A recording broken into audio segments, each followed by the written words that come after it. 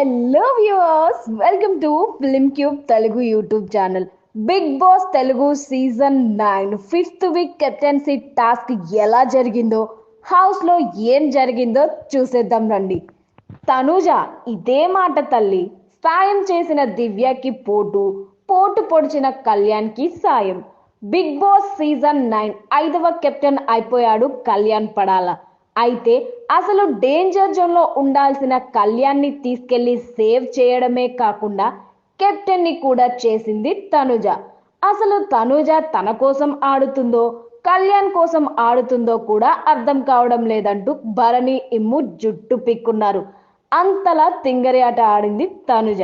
అసలు అంతలా కళ్యాణ్ బుట్టలో తనుజ ఎలా పడిపోయింది, సాయం చేసిన వాళ్ళకి ఎలా పోటు పొడిచిందో చూద్దాం. బిగ్ బాస్ హౌస్ లో శాశ్వత శత్రువులు, శాశ్వత మిత్రులు అంటూ ఎవరు ఉండరు.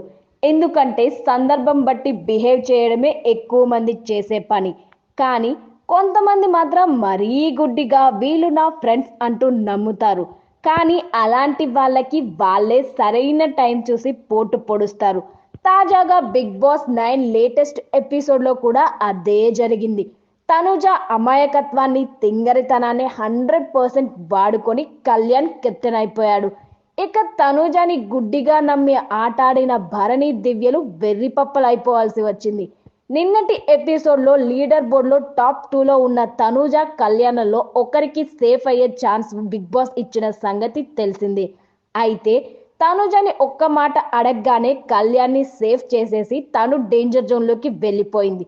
ఇదేంటబ్బా, తనుజ అసలు తన వాదన కూడా ఏం చేయలేదు అని ఆడియన్స్ కూడా అనుకున్నారు.